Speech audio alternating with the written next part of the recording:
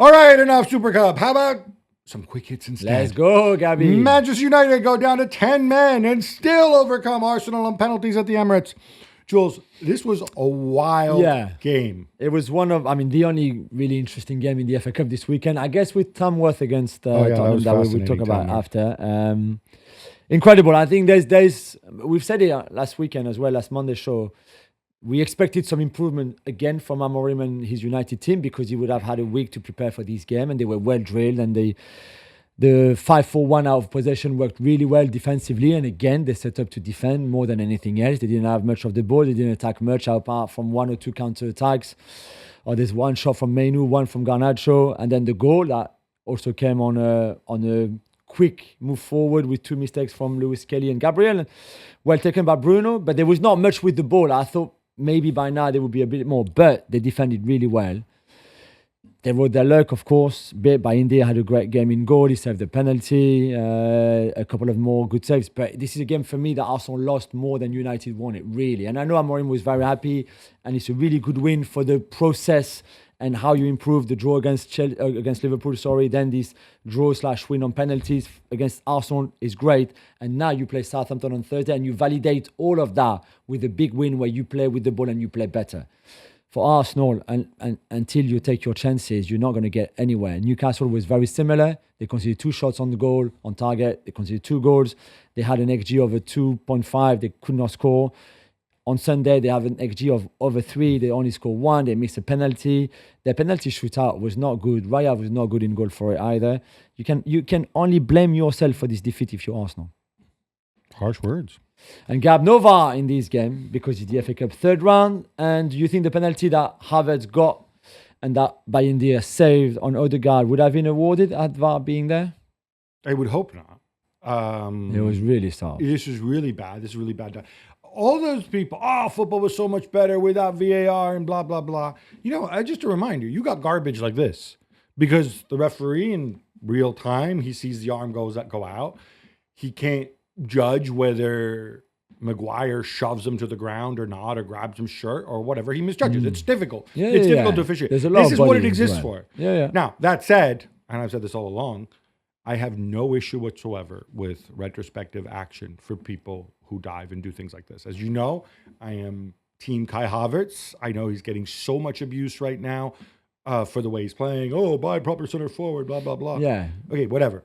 But this is cheating. It's cheating what he does. There's no reason for him to go down like that other than saying, let me lull, this big muppet into a penalty. And just what happened. Same thing afterwards. You have this melee, people get thrown to the ground, punches might have been thrown. The referee, what is he looking at? He can't see everything. No, yeah, that's And true. you still want to make this argument, it was so much better without VAR. Yeah, right. Yeah. Tamworth, who are outside the English Football League, for those who don't know, they play in something called the National League. Yeah, 5th division. Which used to be called the Conference. Yeah. They're beaten 3-0 by Tottenham. However, all the goals come in extra time. The first one was his own goal, which gets deflected like 15 times as the cross comes in. Jules, was this a magic of the cup or just a stinker from Spurs? It was a bit of both, Gab. It was a 3G pitch or 4G pitch, so like the fake grass pitch, frozen. You could see how white it was. It looked like the Buffalo Bills pitch a little bit, to be fair, from last night. If you watched the World Cup playoffs. Is it safe to play in these conditions? I'm not sure. I played the other night here in London, and the pitch was very similar, and it was not nice, I promise you. Which makes it tricky, I think, if you're the pros and you play against the underdogs and they fight for their lives, blah, blah, blah. But Spurs were not good, again, with a lot of rotation from Ange and No Solanke and Timo Werner as a number 9 who missed a one-on-one with the keeper, as he does. So in the end, I guess you won and you're through and you take that, but that was not pretty. Yeah, and it's also it's a great underdog story, but also a lot of times the underdog just set up, park the boss. Yeah, that's what they did. Yeah. And then if they concede, then all of a sudden the game's boring. Yeah, exactly. Didn't happen this time. That's true. And in a similar kind of way, but went completely differently. Chelsea beat up Morecambe 5-0 and Joao Felix put on a show. Gab, are you still going to be a hater? You are.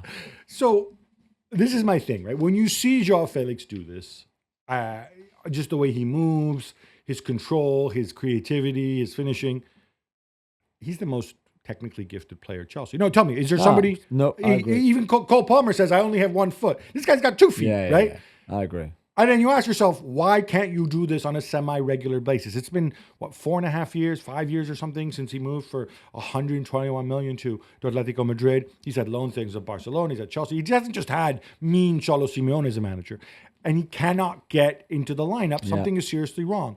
He has never made more than 21 starts in a season. That was his first year at Atletico Madrid. Since then, he's never made more than 18 starts in a season. Something's wrong with him. If you can unlock him, you got yourself a superstar.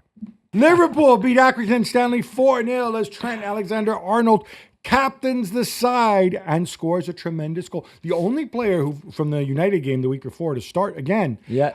Jules, everything's fine now, right? I don't know. I always thought that you don't really start your superstars in a FA Cup game against a rubbish team like Accrington Stanley.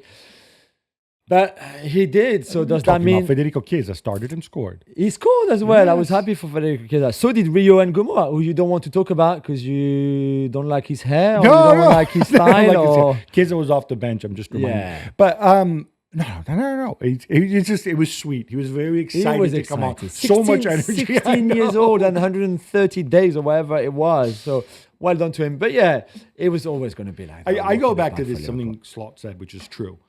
When our players play, or the three free agents to be, when they play badly, you say it's because of the contract. When they play well, they still have the same contract situation. Clearly, it's not the contract. We know it's not a contract.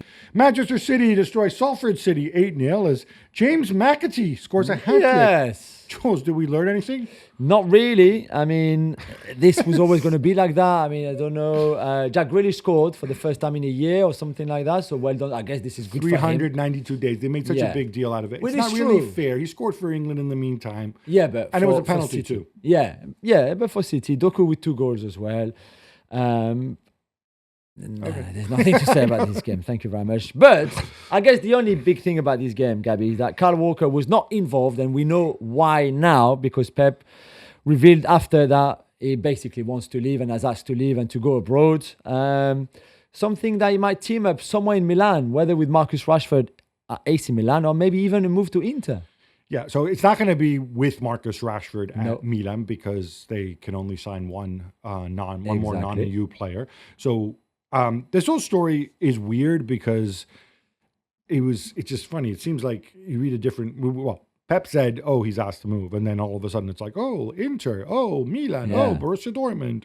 Sure, it's like, "Oh yeah, let's mention the teams that everybody knows." You know, I just want to say this, and the story's been so far as saying like, "Oh, City will let him leave on a free transfer, and he's so generous. He wants a contract through 2028, but he's going to spread his wages for an extra year."